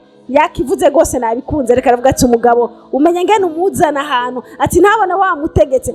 Abagore tugira ubwenge buva ku Mana. Haleluya. Numva ari cyo no kubwira, sinzi yuko nagushikiyeho. Tukuma amashi kubwa mama pasteur. Avuze ati ifo kumenya ubwenge ingene ushobora kuba mu bintu byose umugabo ari karakora kandi utabritarije ibintu.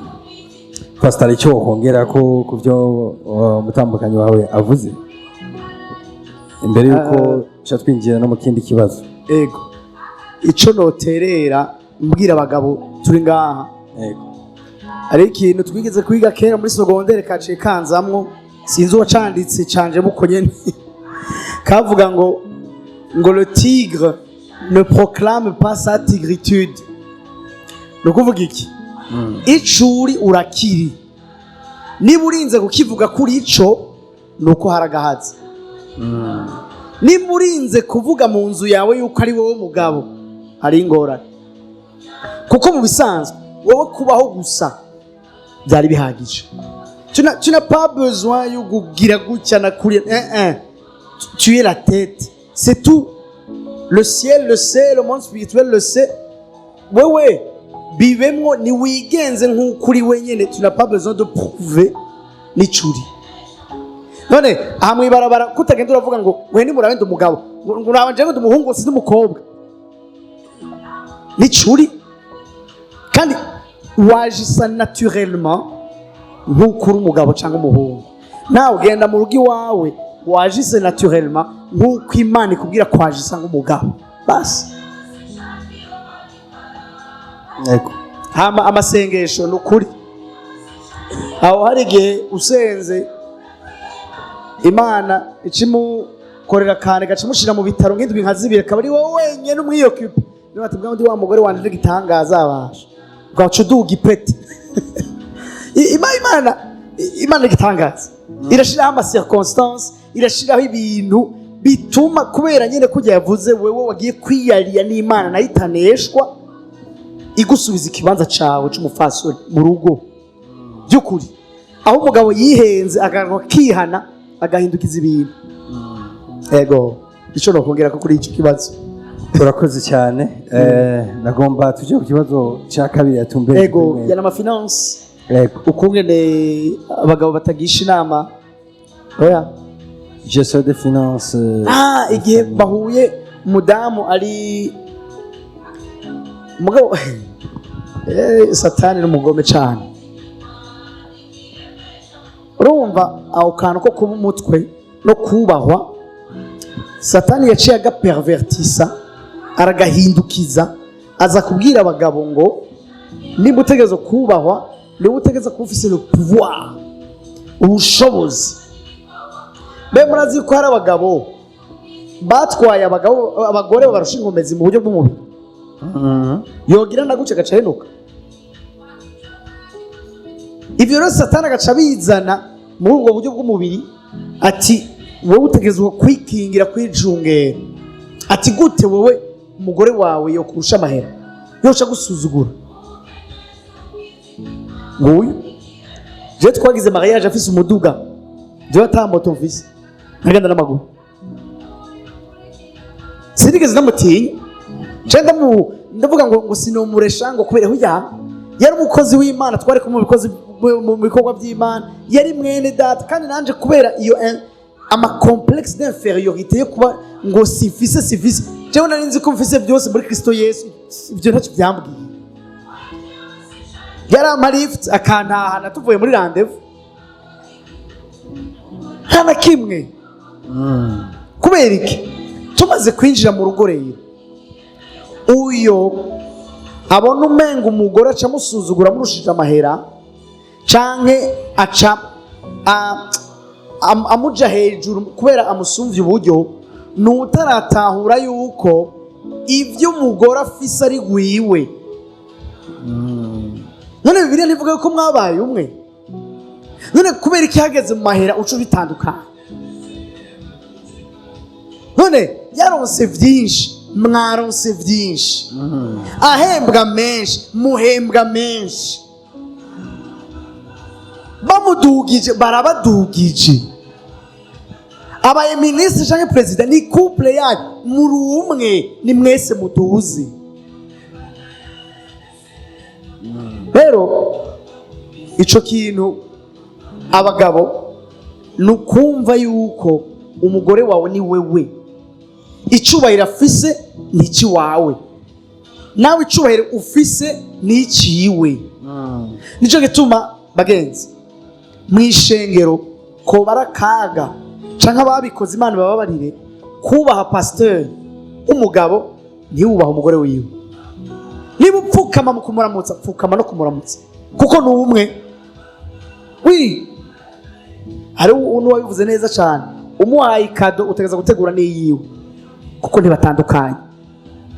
Nta uyu ni umwe. Bibiliya nivyivuga.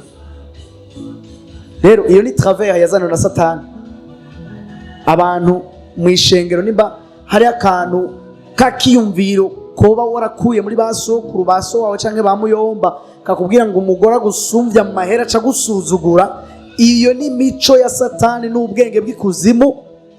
Ariko ubwenge bw'Imana buvuga yuko muri umwe ivyo mufise murabisangiye. Murakoze. amashuri menshi cyane. Narigeze kwegera umutamu umwe afite imvi ku mutwe, ndamwegera tuko tuganira ikibazo nk'iki nyene aje kwishura pasteur. Yanyishuye mu majambo yegeranye kandi majambo yegeranye kandi akwiye. Yambwiye ngo mu muryango mumaze kubaka umuryango nta numwe afise ibintu vyiwe.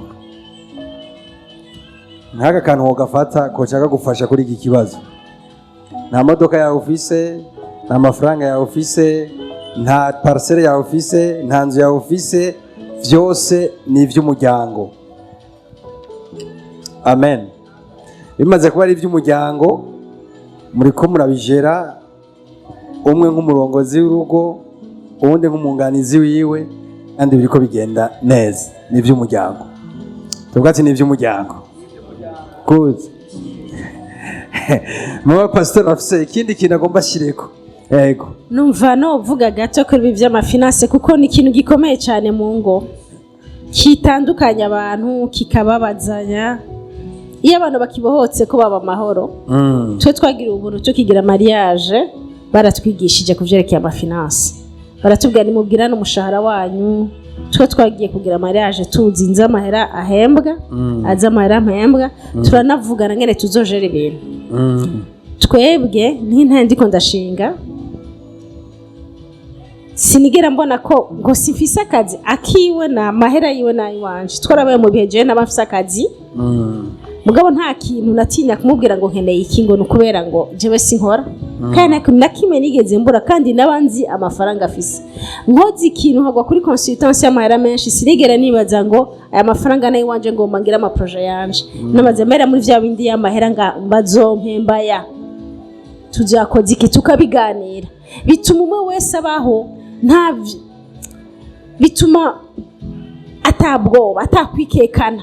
Kandi umva ko ivyiwe nivyo vyawe.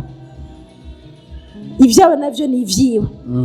Rero abantu bubahuke kuvuga ico kintu bakimene. Bamene ico gihuti. Ico gihute bakimene. Bubahuke bavugana ivy'amafaranga. Umwe wese amenya undi aroha kandi bavugana ico bayakoze. Kuko nivyo kuba ku rugo. Ntaga projet kumwe gahari naga projet ko wundi. Rero nukuri nk'abana b'Imana bari ngaha bubahuke na couple mutangura mu kiganireko. Uno munsi ubufise menshi ngukorera menshi urumva haba haragahazi. Iyo havuze ngo arandusha haba haragahazi mu gutahura ibanga ry'urugo en fait. Mugwiza kujibwina mukabanza mugakemura ibyo bindi mutubanze mugire compréhension y'icari cyo gucikumwe mu kubaka urugo. Haba hari hagahazi yo ukivuga ngo arandusha amara no ngo azonsuzugura. Nico novuga. Amashi menshi kuri pasteur. Muyemo ikindi kintu gikomeye, communication y'ingene mukoresha amafaranga y'urugo ni ikintu gikomeye cyane. Amen. Biroroshe ko umugabo ashobora kugenda agatora miliyoni 5 akayashyira muri biriya, ejo akagenda agatora 10 akayashyira muri biriya, hano havaho izo ngorane. Mugabo mwicaranye twatanguye umwaka tugomba gukora ibi, hama dufite amafaranga angana gutya, nariko ndiyumvira ko twashira muri ibi, icyumviro cyawe ni iki? Bica byoro. Bica mugira ntambuko mwese ari amen kuri iyo ntambuko. Bica bigenda neza cyane. Amen. Ikibazo cya nyuma.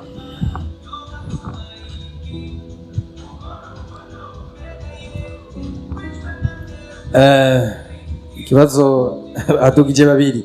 Ikanaye ikibazo ngaha n'ikibazo hajya niki wanje nja kubaza umutumire amace turangize. Turaza kugerageza kwishura tunyarutsa bivanye naho umwanya uri uratera. Mikrofone hariya. Imana ishimwe. Amen. Nashaka kwanza gushimira umwongere kwa tumire yaturungiki nukuri Imana ibahezagire. Murakoze. Turiko turahigira byinshi, ari ibintu byingo twahora twumva ariko bidafite ubuzima, ariko nukuri murakoze cyane. Jeff ibintu bibiri byo kuvuga, kimwe n'igisabo ndibaza ko umwongere niyo bitwemerera azobagarukane batwigisha ingene barera abana muri iki kinjana. Ni ikintu kitoroshe, turashobora kuba turabigisha gusenga, tubashanga amavaleur y'igikristu, ariko basohotse aho hanze mu mashuri bagahura n'ibindi. Rero kugira ngo tubetablisse muri iki kinjana ntivyoroshe, avec la technologie n'isi uko izirahinduka, umwongere azobitwemerere, nico naco muzokituganirize ko kugira ngo n'abana tubashire mu rufatiro rukomeye nabo bazoba abantu bazima bakomeye. Ego ikibazo canje rero gihagaze kuri résolution des conflits. Mu rugo harashobora kuba ikibazo, duhora tuba abahanuzi mu ngo zitandukanye bakatubaza ibi na biriya. Hariho des conflits usanga ziri mu ngo zigoye gufasha abantu gutorera inyishu. Mbega n'ubwahe buryo bwiza bwo gushobora gufasha abantu babiri batashoboye kumvikana ku kintu, kandi bakaba bakimazemo igihe pe, bamazemo igihe baragerageje, ariko bakugeza imbere bakakubaza nawe ukabura ivyo bishura. Mbega la bonne manière canke n'ubwahe buryo bwo gushobora gutorera inyishu en conflit yabaye igisate mu muryango, ku buryo uri kuranabiraba neza bishobora no kutagenda neza mu nyuma. La résolution des conflits ishobora gutorerwa inyishu gute? Murakoze. Gaduhe umwanya pastor kugira ngo atange umuco kuri icyo kibazo. Arakoze cyane. Yego. Yavuze ngo twishure tunyarutse kandi nanyarutse cyane. Résolution des conflits. Ico novuga nanje kuco maze kubona ku ngorane ziri mu ngo. Wewe nk'umwana w'Imana, yego fata umwanya ubumviriza ivyuma avuga n'ivyo wundi avuga, hama ushobora uti ni mu makanya nanje manze ndavyiyumvireko. Muri ako kanya uzokora ibintu bibiri. Ikintu ca mbere, uzogenda ubaserukire nk'umuherezi ku Mana, ugenda uvugira urwo rugo imbere y'Imana, uvuga ati ndakwinginze utabara urwo rugo. Nimba bisaba ko wisonzesha ufate imisi uvuga ati ndagomba ndasengera urwo rugo. Cyo ni ca mbere.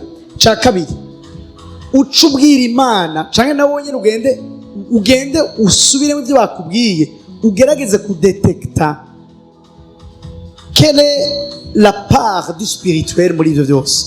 Bavuga ngo byose ndabigarukana muri spirituel, mugabo malheureusement byose biri spirituel. Kubera iki? Kuko abo bantu akenshi nusanga bankana nimba barinze barongorana, mugabo hategerezwa kuba harabaye ikintu. Alors ukeneye guhishurirwa qu'est-ce qui s'est passé, ko akenshi nibishoka biboneka, ariko muri uko kurondera, muri urwo rukundo wakunze urwo rugo ugashaka kubafasha, iyo minsi uzobafatiye n'uwo mwanya uzobafatiye kuba gendera imbere y'Imana nk'umuherezi, uzoronga umuco ukungene uza gufasha abantu.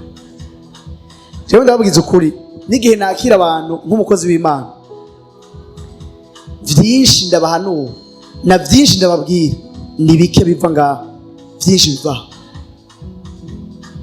kuri muhemuye. Sishatse kuvuga je suis pas saint, urumva trop spirituel, oya, c'est la seule vérité que je connais. Kuko hariho ibintu vyinshi nk'ubwenge bitweshapa. Kwese ndowe ntiwamukunda ego. None uvuze gusa ko yakubwiye ijambo rimwe rijya soirée mugaca mutangura mugashwana, urumva ngo Jesse mwiyumvamwo, urumva yahereye kera, ugasanga nawe uratakaye umugani wawe. C'est des choses difficiles à résoudre. Kandi ndabona ko ngo ni sans espoir. Il y a toujours de l'espoir niba wewe uri prêt yo gucika igikoresho c'Imana ku bw'ugoruko. Ukoresha y'ama strategie yandi yose batwigisha mu buryo muri naturel, nivyo mugabo wongere ko na méthode spirituelle. Murakoze. Amashi menshi cyane ku konyesho aduhaye. Kubera ko umwanya usa n'uri kurihuta, nagomba nakire Frère Jean Marie hariya nawe aduhe ikibazo. Murakoze cyane, naje ndashimiye abatumire mwakoze gose mwatuyagiye neza. Jewe mfise ikibazo kigomba gusa nico icambere Derek yabajije mugabo kirisuzumye gatoyi. Pastor yatubwiye yuko 80% y'ingo ziba zashingiranye mw'ishengero nyene kibano zirazirahukana. Ivyo nukuri biraboneka hirya no hino, hari amadivorce ateye ubwoba kandi ari abantu bari mu ishengero rya Kristo basengewe bateguwe. Nigiki mubona ishengero ryokora kindi kugira ngo habe prévention, parce que hari umuhinga avuga ngo il faut prévenir que guérir. Akabijya kandi eglise yokora, eglise ya Kristo yokora kugira ngo ishobore gutegura ugwaruka neza, habe prévention ya divorce cyane kuko buba ari ubuhombe bukomeye. Cyo ari iki ikindi ni nyishu bishise ahanje mu mutwe ikibazo kija muri yo sanse nyene. Kenshi ugwaruka mu Burundi rana turafise ukomengo ibintu biri tabu. Wabonye no ngaha tuko turavuga harimo n'uwo prefera kuvyandika kandi n'uburenganzira bwiwe kwera umuco nyene bimwe Madame Pastor yavuze uko twagiye turakora, twagiye turaca, kenshi bakubwira ngo hora et pourtant ugasanga ngira ngo no muri eglise benshi bariko barategurwa kugira bashinga izabo harabamwo akantu ka tabu. Ugasanga hariho kenshi reka ndakivugiye directement bagiye kubakana kenshi umuhungu n'umusore usanga kenshi harimwo abiyumvira ati eka je vais canaliser les désirs sexuels, donc ati shaka kubakana naka kugira ngo numve yuko nzoba satisfait sexuellement ibindi bizokwitamo. Mugabo urugo si ivyo gusa vyitamo. Alors nimubona yuko mengo l'église irakwiye gutera intambwe muri bajya abakozi b'Imana nyene bafasha gutegura abageni, bagatera intambwe bakaronka n'ubundi bumenyi bundi bwo gutegura gwaruka neza bagomba gubakane kugira ngo babereke ingene bashobora kubura ubuzima bwarazimvye, ingene bashobora guhangana n'ibihe, indagurika ry'ibihe. Autrement umubiri umuntu akeneye ifungurwa z'umu spirituel aussi, hariho n'ibintu umubiri ukeneye kugira ubeho. Umubiri akeneye kwambara neza, akeneye gufungura. Oro mu gihe wa muntu yagiye kubaka navuga ati je nabonye ko naka numugabo ujya musara afise akazi ejo karabura. Donc ni shaka kwinsista yuko ntimubona ko mengo l'église irakwiye gutegura abahinga mu bana b'Imana nyene bashobora gufasha abarongozi gusigura neza, gutegura neza umuntu ashaka kuja gushinga ugwiwe, kuko divorce zirahaba kandi bava mu mashengero. Murakoze. Kaze mwishure mu mwanya kogwa icambere niki muri kumurakora namahugurwa y'ingo, kuko umuntu aribagira, umuntu arinjira muri routine, umuntu aratwagwa n'ibintu bitandukanye. Ariko ninaco gitumerega duhura mu masengesho, duhura mu ishengero. Kubera iki? Kuko nk'ubu twovuga ngo dimanche zisigaye zitugora, tuzosubira guhura une fois les 3 semaines, hari abaca bugwa boca baheba gakiza. Kubera iki? Hariho ivomerego ritabariko rirabo. Rero nibi vyingo naho nyene Pastor Imana muhezagire cyane, il faut ko bibandanye régulièrement nk'umuti kandi nk'akantu kaguma katwibutsa. Rero mu mahinguriro batwigisha ngo l'amélioration est infinie, guteza imbere ikintu ntibihera kuko hamahazi ikintu ciza gisumba, kandi la standardisation doit être perpétuelle. Wa muri kuributsa ma processus.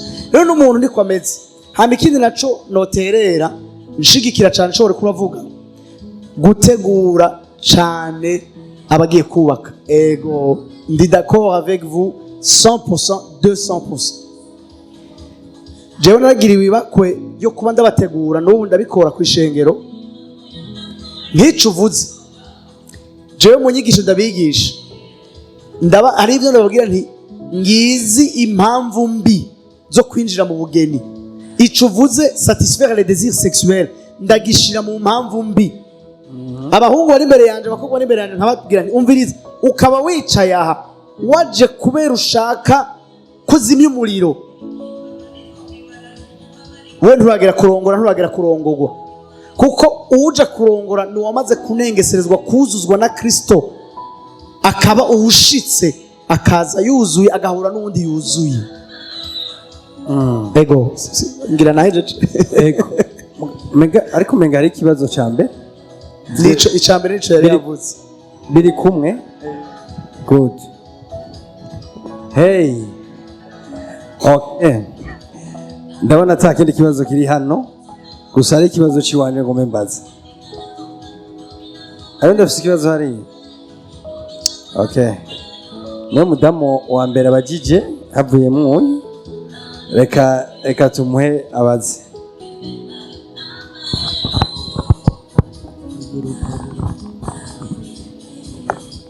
Murakoze cyane ku kibazo.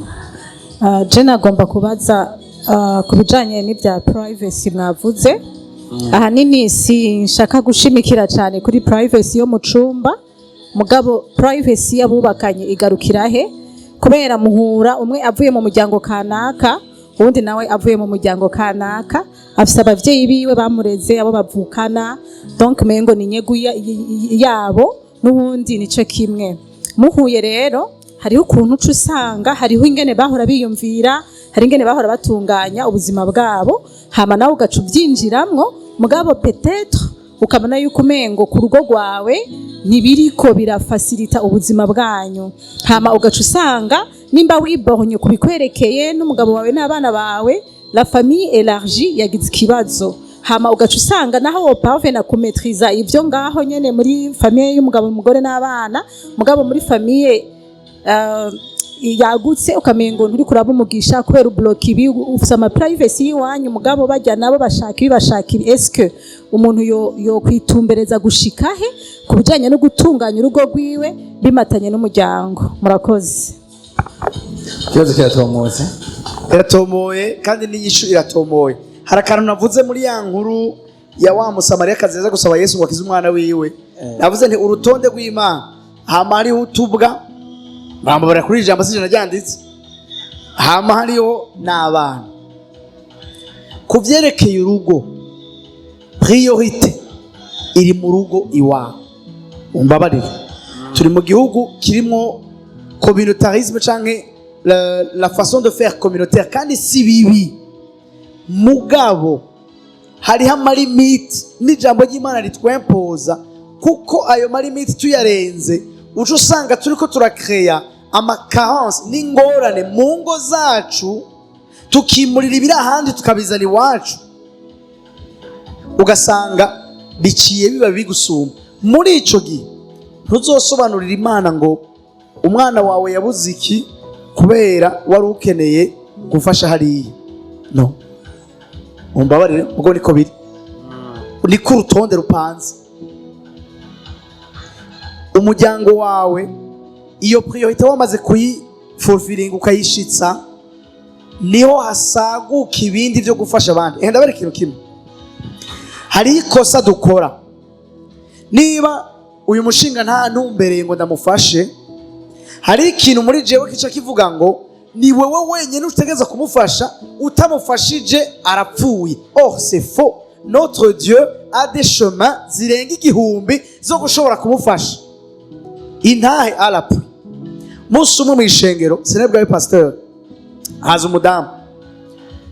Uwo mudamu arambwira ati jewe yarahitse umwana mutoya, ati jewe nahora nkora akazi ko mu nzu, haza umuhungu turakundana kera na kera bayanteye inda, hama caravuga ati agomba ampangire hariya kumugoboka hejuru ku misozi, atarampangira, ati mugabo rero umwana amaze kuvuka sinamenye iyo kamanganiye, none ubu umwana amaze amezi abiri, kandi ayo mezi abiri yose sindariha, baraje kunsohora mu nzu, kandi no munsi nyene inzu nasize nza kwishengero yugaye avuga ngo ntamurishe cengene sifisi yonja sifisi yomva munyemerere gusa ndare kwishengero pastor ndabimukojeje tikeka yorara kwishengero gute umuntu w'abandi wowe mubwira azogaruke ejo biro yuguruye tumufashe ndiko ndaja kumuha iyo nyishu nza numva muhemu yarambwiye ngo none ntimufise imana ubone je nta mahera afise yo kumurihira mugabo reka duhamagara imana twarasenze jewe ndibuka inspiration nagize imwe gusa namubwiye ngo genda usubire urabe nyene inzu amushikiriye ataranamuvugisha nyene inzu yaciye amubwira ngo jewe sindi mubi ariko nankakagaye ehe burinjira none ico gikorwa wumva jewe narasohoye amahera yanje bagenzi duhe agaciro l'intervention de Dieu mu vyacu nimba ntashoboye kwigisha umwana wa mwene wacu kubera biwanje nanje bandemere kandi ntegeze kwiyokipa abo en priorité ndafata umwanya ndabisaba imana hama ndabatakira imana izoca inzira abo bana bazokwiga s'il vous plaît kubera iki imana yabonye yuko washize priorité ahitegerezwa kuja kandi ufise umutima wo gufasha mugabo vyanse izomenya ico ikora. Murakoze. Amashyi menshi cyane. Ndabona ibibazo biracyari byinshi hariya ku dupapuro ariko kandi umwanya uragiye ariko kandi umutumire wacu tuzosubira kumutumira vuba. Ndabonye abantu hajya bataryohewe hajya abantu muryohewe mwese muvuge muti amen. Pastor mbega hagizoza twasubira gutumira. Imana ishimwe ndaza ndamuhura abwiye turaza nkura.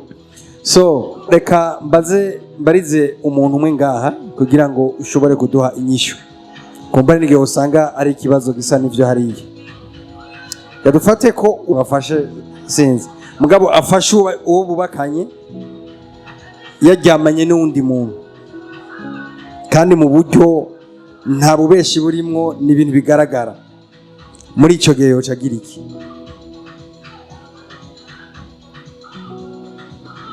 Amen. Nigo gwego rwa nyuma rwo guhemukira wo mubakanye ariko kandi nawe nanje twari twarageze ku rwego rwa nyuma rwo guhemukira Imana mu kuba abansi bayo ariko yatugiriye imbabazi. Muri ico gihe ca wibuka kuri umuntu ko nawe ari umuntu ko nawe satani ari satani hama ubanza umuha umwanya muvugane ntuce utekera byose urumva rero biraheze ngo na Bibiliya yanyemerera ngo shiti ngo ngo agiye mu busambanyi ndamwandikiye ugwete naca asohoka no mvuze ndababwira mwava mumubwira ngo urumva ngo hari ibintu ngo bikomeye cyane nta gikomeye kurusha ijambo ry'Imana n'ubwiza bwayo nta na kimwe wewe bumushinga ntahe w'Imana waba umugore wa mugabo bumushinga nawe w'Imana muri iyo situation kandi ndakubwiza ukuri ukungene uzovyitwaramo bizonakiza na benshi bishigire ntaye benshi kandi ikintu ushaka kukubwira nuko uwo muntu ni wamuhari utamutoreye wenye n'ubwiwe inkomezi z'imbabazi kujya zikunyundanyunda zikaguhingura izo Yesu yakugiriye niko nawe zizomuyundanyunda zikamuhingura agacika ikindi kintu. Ikibazo nuko umubabaro n'ivyo uraza ari mwinshi mugabo tukibagira yuko uwo mubabaro si umugenzi wacu naho uri legitime muri uwo mwanya si umugenzi wacu kuko umubabaro ntacu dufasha ikidufasha ni intervention y'ijuru. Mugabo kugira nayo ibe nuko abanza kuba imbabazi. Shaka ufata umwanya ubanza ubisengera ufata imisi mugabo ufise objectif yo kumubabarira. Arakoze cyane ariko nagomba mu buryo bwo duha inyishu yagutse kugira ngo umuntu wese ashobore gutahura. Pastor nagomba ndakubaze nk'ubu iyo umuntu yahemukiye uwundi muri ubwo buryo ijambo ry'Imana ryo ritubwira ko dukwiye kubabarira mugabo ari ikintu gitakara bita icyizere confiance wari ufite uwo muntu kandi confiance ntizanwa gusa nuko wahariye.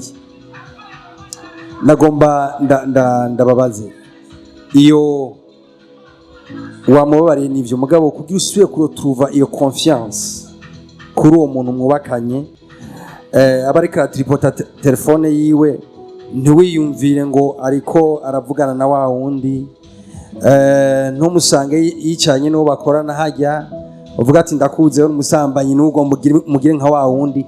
Ico cizere togaruka gute? Yogira iki kugira hagaruke ico cizere?